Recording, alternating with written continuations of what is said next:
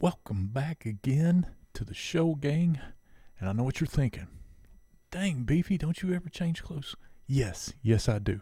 I'm filming this directly after another video, just in case if the power goes out, I can schedule this thing to roll out.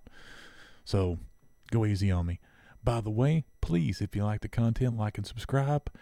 Everyone that's subscribed prior to is automatically registered, and the people afterward, up to 500 subscribers, will be registered to win $250, and then we'll do another $250 when we hit 1,000. So if you don't mind and you want to win some money, all you got to do is subscribe, and let's get this show on the road. CBDCs, what is it? There's a lot of talk about it, but not a lot of conversation on the back end. So a CBDC is based on a blockchain. We don't know what blockchain they'll use, if they have another company develop their own. I would imagine probably so, because some of the layer 1 blockchains out there that a CBDC would run on can go up in gas fees, which a gas fee is exactly what it sounds like. It's a fee to go from A to B. Some of them are more unuser friendly than others, and there's some of them that's relatively low. So you would have this FedNow wallet, and instead of banking with your bank, and by the way, I wanted to touch on this real quick before we move forward. For those who don't know, a blockchain is like imagine a huge file cabinet on the internet, right? And it takes record of every single transaction that's ever made on that blockchain, right? So, really short, condensed version of what a blockchain is, right? So, FedNow will be a wallet, kind of like a crypto, what we call a hot wallet, that the CBDCs will be directed to. I don't know how this will work. I don't know if you're at work, you've got direct deposits set up right now through your bank that comes directly to your bank account, or from your work to your bank account. The CBDC would cut out the bank, so it would just be between you and the Federal Reserve, right? So I don't know if they want to take it that far, or it could just be for like an emergency, like how the government pays people. I don't know. But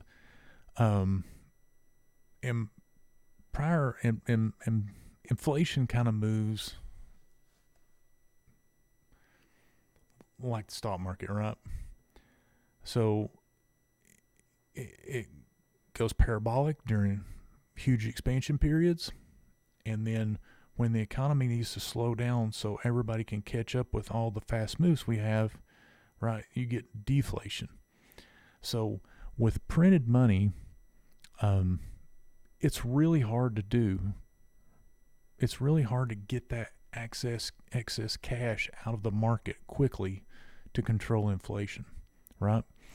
The Fed creates a lot of pain in trying to do so. With the CBDC, they could say, okay, all this stimulus that was sent out in 2020, I think, they could say, okay, you've got 90 days to spend that cash, or we're getting rid of it. Simple as that. Done. You send it to the wrong person, they don't spend it 90 days, guess what?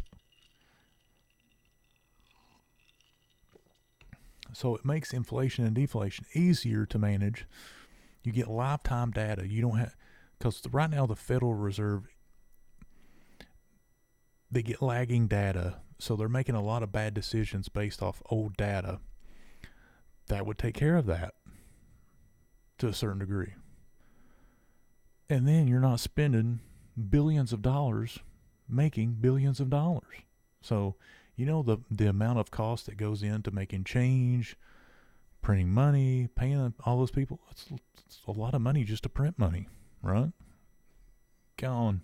Only thing you're using is code, right? Code and a cheap hot wallet. So those are some of the positives, right? And it will help some people. Some people will benefit from it, and most likely it will be introduced during a recession where people are most vulnerable and will take any life raft they can get to help their family. I would too. I've got a kid that's nothing in the world I wouldn't do, right? Everybody's the same way. So, most people. So, there is some good that comes from this, right? Transaction times pretty quickly. You could move money abroad as long as it's to the right people. And this is the darker side of it, right? Let's just say they find out you're going to a protest. And this goes to either party. This is not exclusive. So you gotta understand, right? There's two parties in this country. If you're going to a protest that the government doesn't approve of, money cut off. Go to the gun store and you want to buy a gun? Not approved. If you got family in Eastern Europe or South Africa or South America, no, that's not an approved state. You can't send your family money. Sorry. Business owners paying taxes. Well, Jim, you reported that you paid so-and-so and you did this and you did that. That's not what the blockchain said you did. Nowhere to hide. So,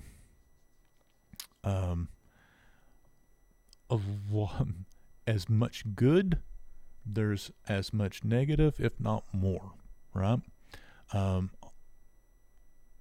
think this goes into a bigger discussion that I'm putting together. So if you haven't watched Can Car Debt Sink the Economy, and then the video I just put out a couple of minutes ago, Could Your House Be Worth Less? And then I've got 2 more videos that will lead to a final one. All right? And this kind of wrap up what I feel the economy is going to do over the next 15 or 20 years. Right? It's not all bad. So don't think Beefy's a doom bug. But everyone, thank you so much. I really appreciate your time watching this video.